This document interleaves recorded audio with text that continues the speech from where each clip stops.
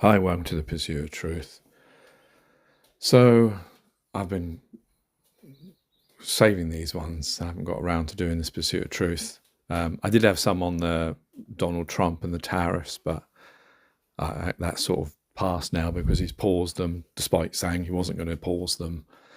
I think the thing I wanted to talk about on Donald Trump and the tariffs was just the way that he pictures the world in this way that, I mean, don't all countries have VAT and tariffs against each other, and that's just the way it is. I get like his protectionism, his looking after America. I guess this is why I don't believe in the system that we have, because this kind of idea, which is every country does this, and we all do this as families as well, because this is what we're all taught. We're all taught that we're individuals of each other, despite the intrinsic truth that we're all connected, because we're all human beings, we're all one species, we're all brothers and sisters of each other.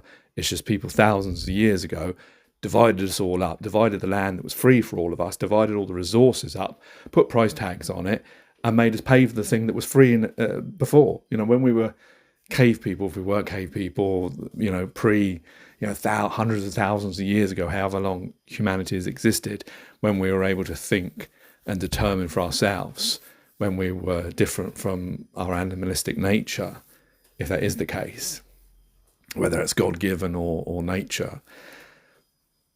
Everything was free. We could roam wherever we liked.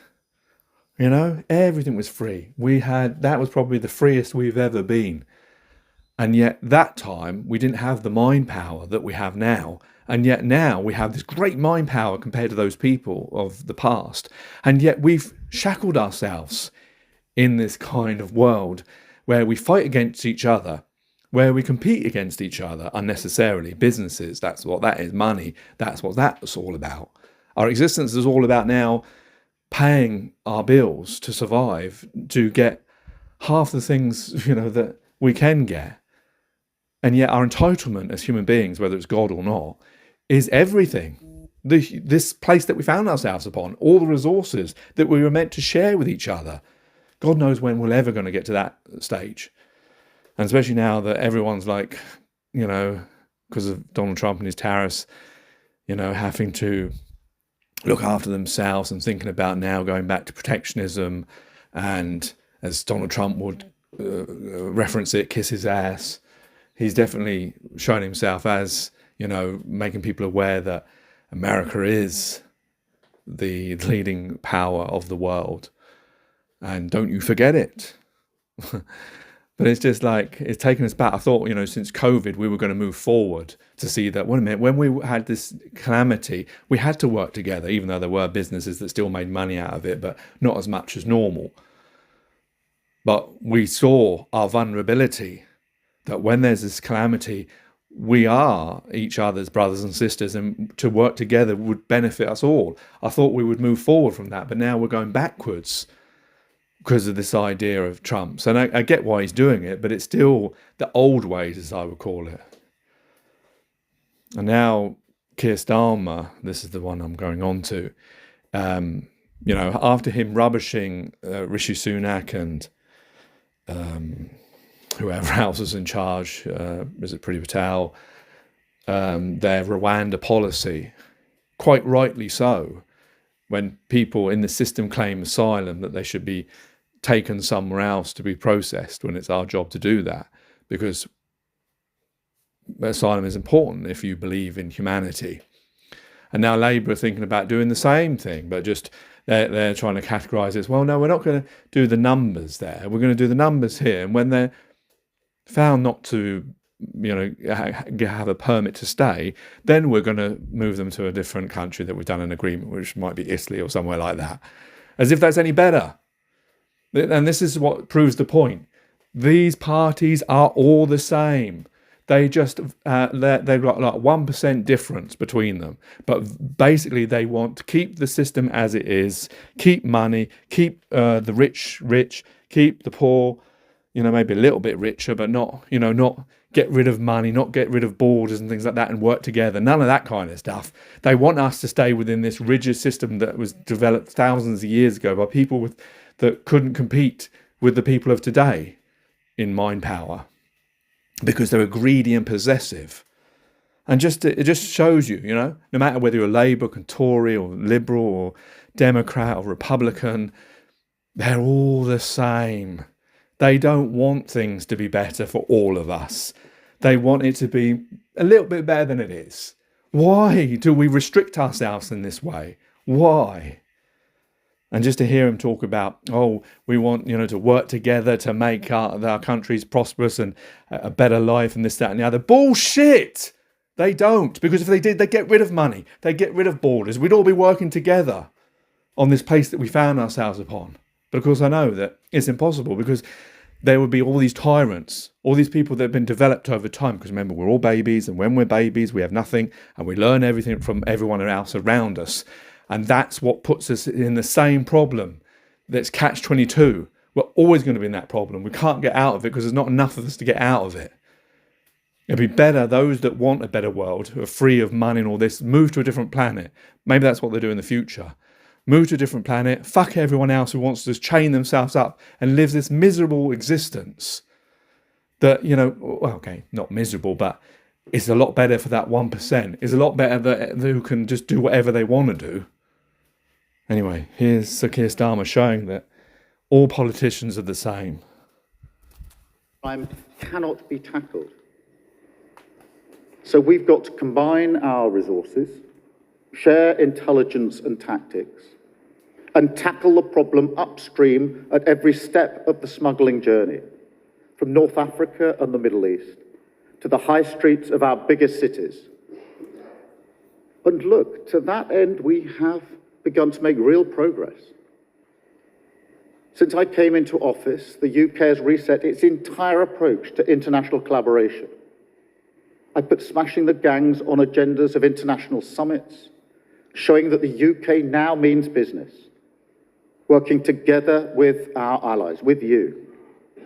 We've struck new agreements and plans with so many of the countries represented in the room here today. Take our work with France as a good example. Now, previously, their maritime doctrine prevented French law enforcement from responding to small boats in shallow waters. But now we're working with them to change that, to make sure we get new border patrols and specialist units on the French coast using state-of-the-art surveillance technology. With Germany, another example, if you can believe it, it wasn't technically illegal to facilitate people smuggling to a country outside the EU, like the United Kingdom. But now it will be.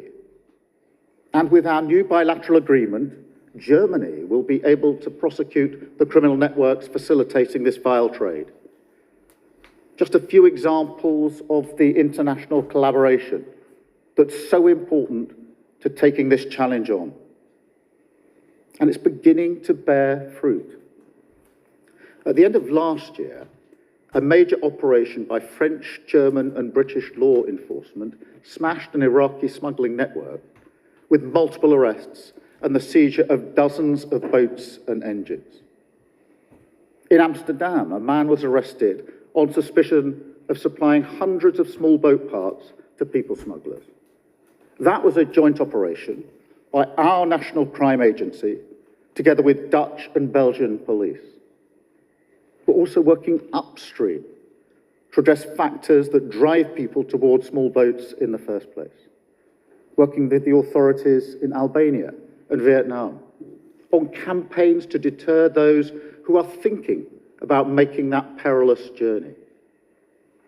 Because there's also nothing progressive about allowing working-age people to come here illegally instead of supporting them to build their own economies, secure a better future. I just can't take it. I can't take it. I can't listen to his bullshit anymore. Like, as if he cares. There's no sense of emotion. There's almost with these politicians. No sense of emotion. Do you think that the people that put their lives at risk, do you think any of these suited people would put their lives at risk in a dinghy? Imagine. your family, your loved ones, and you know that you've heard stories of babies dying there or people not arriving that you knew. Imagine that you're driven. I can't imagine that. I can't imagine I would ever do such a thing. But imagine there are people that are driven to that. Hey, where's your fucking humanity? Where's our humanity gone? That we can lecture in swanky suits to other people in swanky suits who live in $1 million houses, who have everything they can possibly want. Lecturing humanity as if they give a shit. I'm sorry for the words and the emotion, but it's just how I feel that these people are taking this dangerous journey because they want to get out of the world that we've created for them. That these people in suits want to keep this way by their nefarious means, or the system. It's not even nefarious, is it? It's a system, and this is just the way it is. And no one's doing anything bad. This is just how we live. It's fine to let countries get to these situations. Just blame it on the world leaders of those countries. But why are they in debt? Why is their money not as good? Why is it they're used for cheap labour? Why is it their resources are plundered for cheap amounts but used for very expensive cases in other countries? There's more to this than just that simple thing. But just the way that... What was it he was saying? Sorry, I need to hear it again. Campaigns to deter those who are thinking about making that perilous journey. Because there's also nothing... Oh yeah, he's talking about like those people that, working people, let's, help out, that they should be helped out. Bullshit, they're not going to help out. They just want to deter them. They just don't want other people. But what is this intrinsically when we break it all down of this system that we forget because we just programmed to live in this system? When we look at it and see what it really is. What it really is other human beings, your brothers and sisters, people just as vulnerable as you, that we pretend to care about, that we make millions of movies about, trying to show our humanity and making each other cry about heartwarming stories and dramas and documentaries, pretending that we care about each other when we carry on with this system of keeping us all separate and keeping us all in misery in these chains that are self-made. They're just money and just greed and possession. But this idea of just helping them out so that they can go and work in their own country. Bullshit. If you wanted to help them out, get rid of money. Yes, build up every country. So why is it not any world leader or any religious leader is saying, wait a minute, we found ourselves in this place with every possible resource that we could possibly need, and yet we've come to this situation where we're selling what was free to each other. In the Bible and the Quran, it talks about selling a paltry price, like I think it's talking about religion, of selling something for a paltry price. But we're doing that with the God-given things or not, whatever they are. Shame on us for living this way and for colouring it up as if we care about each other. They just don't want people coming here. Yes, and I know it's a dangerous journey, but imagine doing that journey. Where's the emotion that I'm showing in these suited world leaders that have this power and yet aren't going to make it any different? Because they can't, because, like I say, you'll always have these tyrants, these bad people that we've programmed to each other to be selfish and greedy and want more and want each other and want people to do things for them. It's unsolvable, isn't it? Anyway, let's listen to the rest of the rubbish he's got to say. And to think I was a Labour supporter. About allowing working age people to come here illegally instead of supporting them to build their own economies, secure a better future for their own countries, and build a safer, more prosperous world. But look, as we work together more closely, I think, than ever before, we've also got to take the tough measures at home in our own countries. That doesn't mean gimmicks. You may be familiar with the gimmicks of the last 14 years here. Yeah, like the ones you're about to do. It means understanding the problem and coming up with pragmatic solutions that work, actually fixing what's wrong. But you're not fixing what's wrong, is it? That's the thing. He makes it out like, yes, I'm fixing what's wrong. What's wrong, to him, in his mind, in his system mind, is that these people are coming from here, and we've got to stop that. We've got to stop the smugglers, those evil people who are helping people get rid of. Then those people, what will happen? Those people will stay there and die a miserable life, or get murdered because they're trying to flee for asylum, or live a short, unhappy life because this is the way that some countries are different than others. But why? And that's it. That's him solving the problem, keeping everyone where they are in their own pens. If he truly meant those words, which he does not, or understood those words, which he does not, then it would be to change the system, because what doesn't work is the way we live. That is what doesn't work. There's millions of examples of it every single day. Every single person feels and sees. We are wasting our time in this world by competing with each other, by having all these businesses and all this rubbish that we do, just because we can't work with each other and do things for each other freely. Show this more clearly than our approach to border security. We inherited this total fragmentation between our policing, our border force, and our intelligence agencies.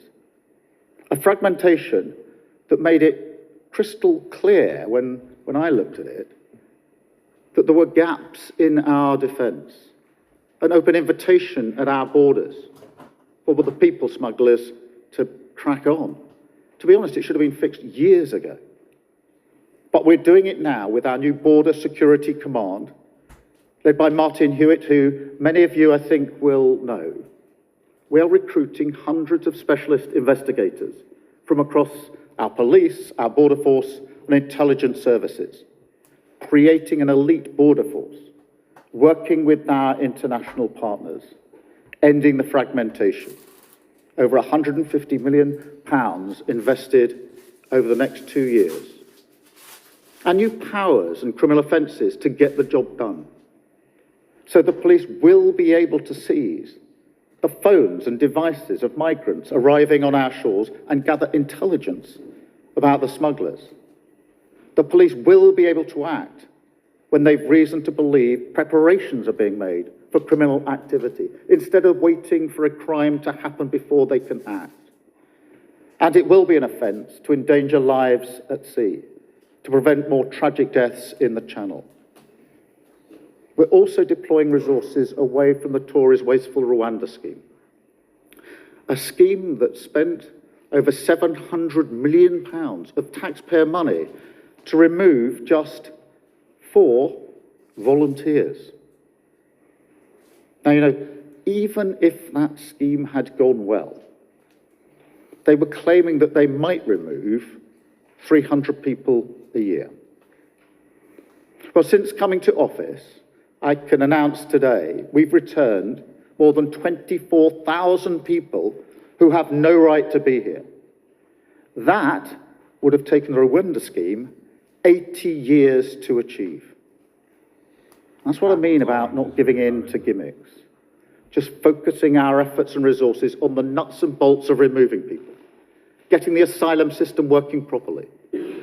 That's how we've delivered the highest return rates for 8 years and the 4 biggest return flights ever. We're also ramping up the deportation of foreign national offenders, with a new team of specialist frontline staff going into our prisons, speeding up the removal of prisoners who have no right to be in this country. Now, all of this is providing a real disincentive to people thinking about coming to Britain illegally. But if we're talking about incentives, we need to talk about the people smugglers as well. Because they don't care about borders. They don't care about the people that they traffic. They don't care about our country and our people. They only care about one thing: money. They make... I mean, come on. Yes, they do care about money, just like you do. How much millions he has. And he wants to, like, don't care about borders. Yeah, we shouldn't care about borders. Our country. There's nothing our about anything. It's all of ours. Human beings going to one place to another. Show me the title deeds for the planet Earth that God gave, or someone gave. Oh yeah, we made it up ourselves. We cut it up ourselves and gave it to ourselves for a paltry price. For money. Money! The whole system of the UK government is based on money. Everything's based on money. But it's very bad when people smugglers do things just for money. We're all doing things for money. Because that's the way the system is. It's unfair, it's horrible, it's wrong. Money is the problem. But it's only a problem when it's people smugglers. I mean, just... They care about one thing: money. They make huge profits out of ruining people's lives. A few months ago, I went to see some of the boats that have been seized at the NCA headquarters. Now, we call them small boats, but honestly, they're not worthy of the name boat. I don't know what you would call them. To me, they look like death traps. Flimsy, rubber, no firm structure. You wouldn't even let your children climb aboard, even for a second, in shallow water. Seriously, if they were a car, they'd be off the road in minutes. The police would intervene. And don't tell me they've got any other purpose other than people smuggling.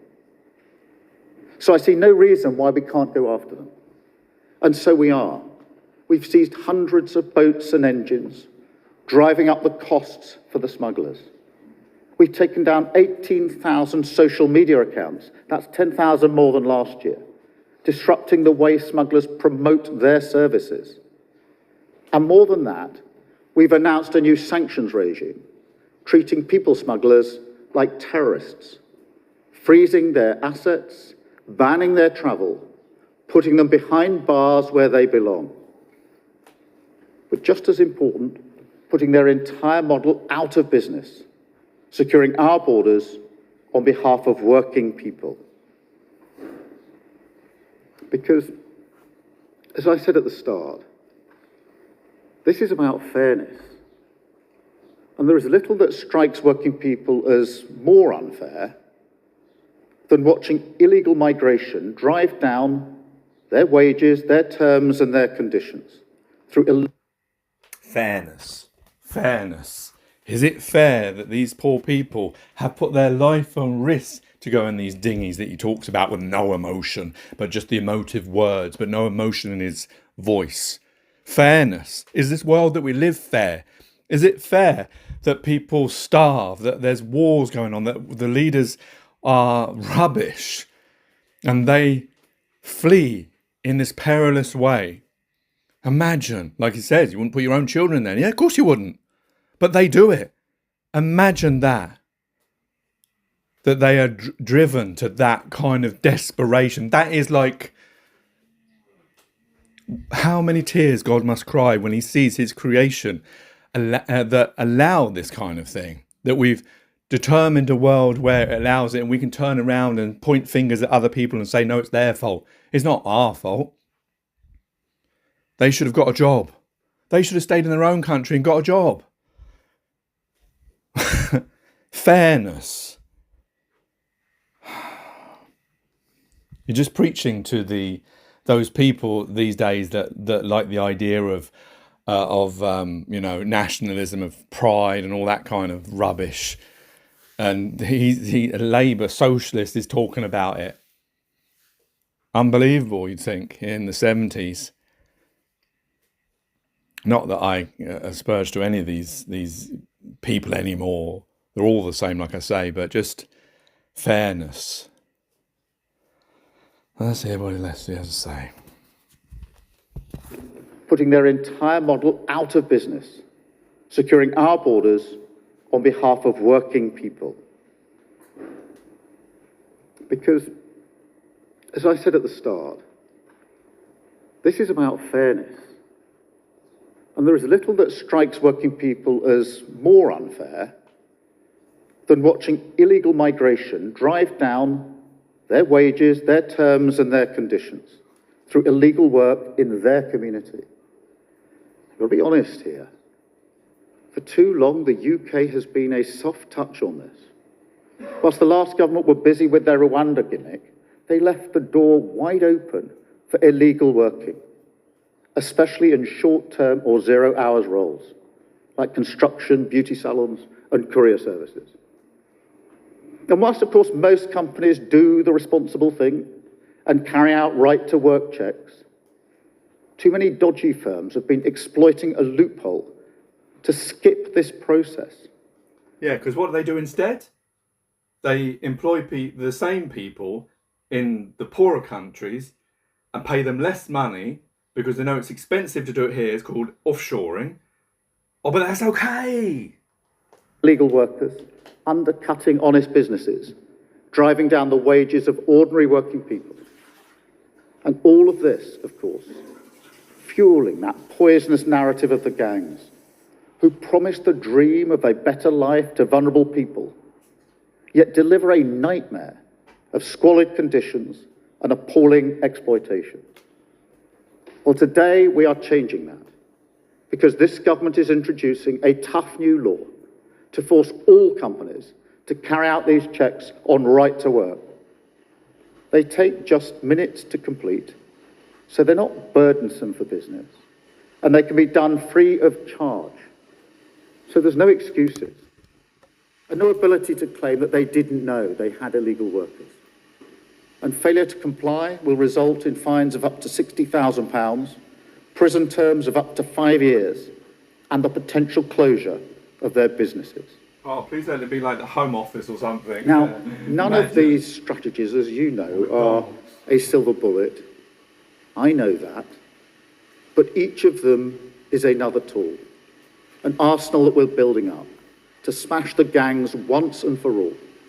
We must pull every lever available, and that is what this Labour government is doing. No shortcuts, no gimmicks, just the hard graft of sleeves rolled up, practical government, securing our borders, getting a grip on illegal migration, and delivering our plan for change. We want to work with you and with everyone who is as determined as we are to end the misery and evil of people smuggling. Because together we will save lives. We will secure our borders. We will smash the gangs that undermine our security and deliver the fairness for the working people that we serve. Thank you very much.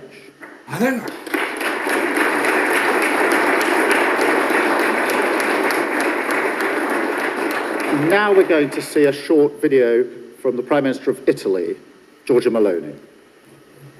Okay, the Prime Minister wrapping up his speech. We're expecting the Home Secretary in just a moment, and we're going to bring you the speech in a moment. We won't tune in for this promotional video. Sam, your quick snapshot on what the Prime Minister had to say then. Well, look, I thought you heard in that patchwork of measures just how complex it is to deal with this problem. There is no one silver bullet. I thought was interesting is that at the heart of it, he was making a political argument, maybe a political argument I hadn't heard before, that it is not progressive for people of working age to have to make the journey to leave their home to come to places like the UK using criminal gangs to get there. He is starting to cast the argument around stopping migration in the kind of language that his own side would understand. I'm not really sure he needs to do that. I think that quite a lot of his MPs recognise that unless he's seen to tackle the issue of small boats and the issue of migration, then he is for the high jump on this. But it's interesting he started to move that central argument. He alighted upon one of the government's successes, which is the increase in the number of returns. He pointed out that the UK has returned 24,000 people.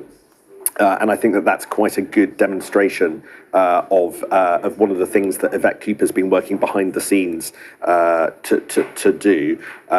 Since Labour took office, almost 30,000 people have been detected crossing the channel on 542 small boats. So they're trying to make some contextual analogy between those two numbers, but there is no easy answer to this. And I thought that came across loud and clear from Keir Starmer. He doesn't yet put deterrence at the heart of his solution, as the last Conservative government does.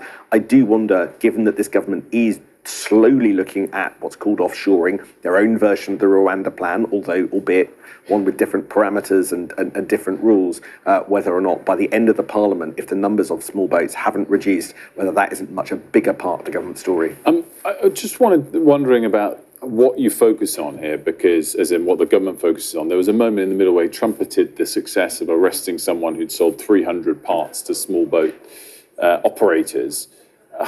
Does that matter? Do the public listen to that and think, oh, great, well done you? Or again, does it simply come down to the numbers, which in the year to the end of March or March the 27th are up 40%? Well, the example that you mentioned is a really interesting one.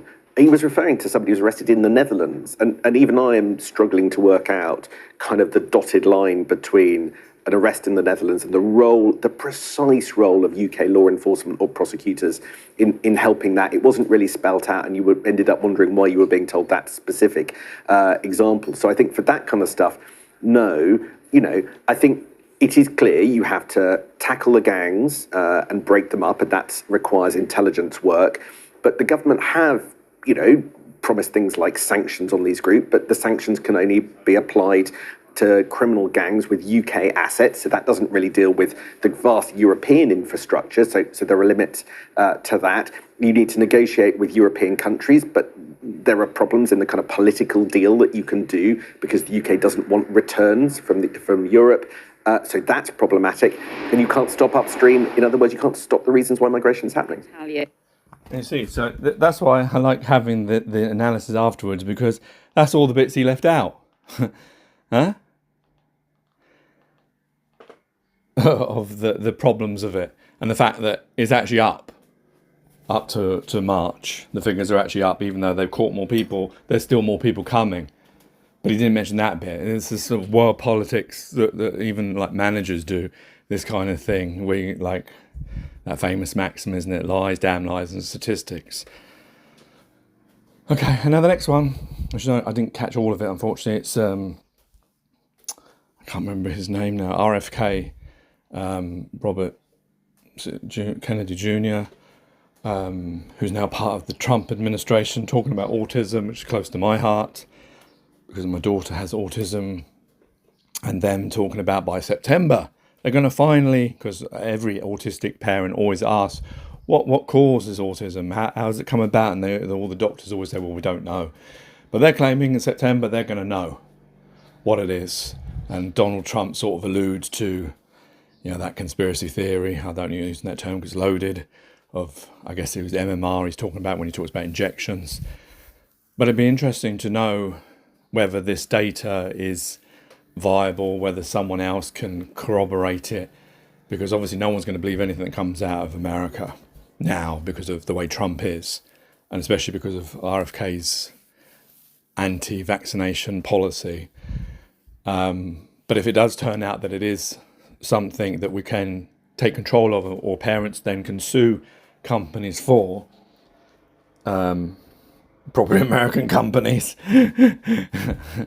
it'll be interesting to know whether they can verify that and prove it, or whether it isn't anything to do with anything internal. It's just the way, like a roll of a dice, the way that people come up with different genes, different things. Maybe something long within us that's always been there. It's just now we detect it more because we're more alert to these things and we want to help.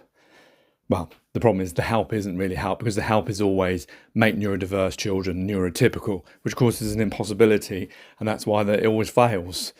You've got to help neurodiverse children to be able to navigate, and the world should be able to take both. But yeah, here he is at the end of his speech.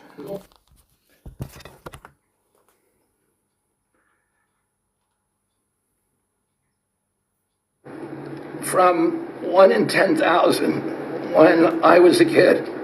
And we are going at your direction. We are going to know by September. We've launched a massive testing and research effort that's going to involve hundreds of scientists from around the world. By September, we will know what has caused the autism epidemic, and we'll be able to eliminate those exposures. So big. Think of that. So it was 1 in 10,000 children had autism, and now it's 1 in 31. Not 31,000, 31. That's a horrible statistic, isn't it? And there's got to be something artificial out there that's doing this. So you think you're going to have a pretty good idea, huh? We will know by September. There will be no bigger news conference than that. So that's it. If you can come up with that answer where you stop taking something, you stop eating something, or maybe it's a shot, but something's causing it. It can't be from 10,000 to. Can you imagine that, Marco? That's a big number. Thank you very much. You're doing great. Thank you, Bobby. Please. My worry is that both Trump and RFK, I think that's his initials, isn't it? Both say we will know. And that's the worry. Because there's no, I mean, I would love to live in a world where we could say, we'll know what causes cancer, we'll know what causes HIV/AIDS, you know, or well, we know what caused HIV/AIDS, but how it maybe came about, or how to cure it, so that we can cure it. But no scientist, no doctor will ever use that vernacular of will, because it is never definitive. It's never that easy to find the will, to find the cause, to find the solution. It takes generations because of the way our system works.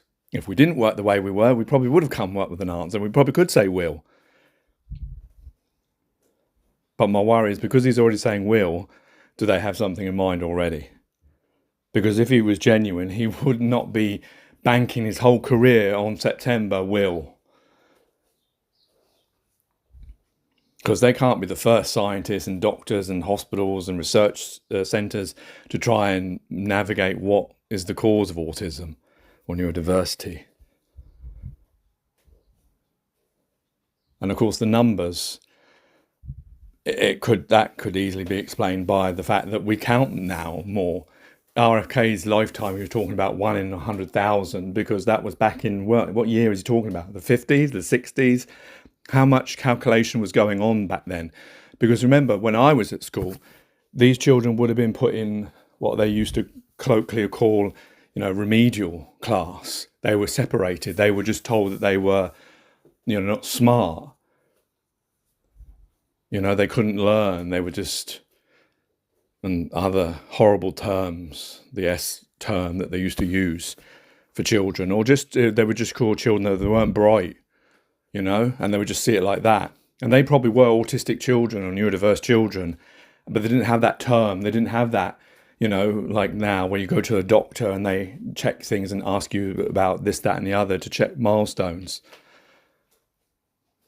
They didn't have the money for those kinds of things. So that numbering, it could just be that case of how much was calculated. It might not necessarily show an increase in autism. It may just be an increase in finding autism. Same as with COVID, how the numbers rose. Some of it is to do, an increase, but some of it's also to do with the better way you can map it, the better way you can calculate it, like with anything, with any data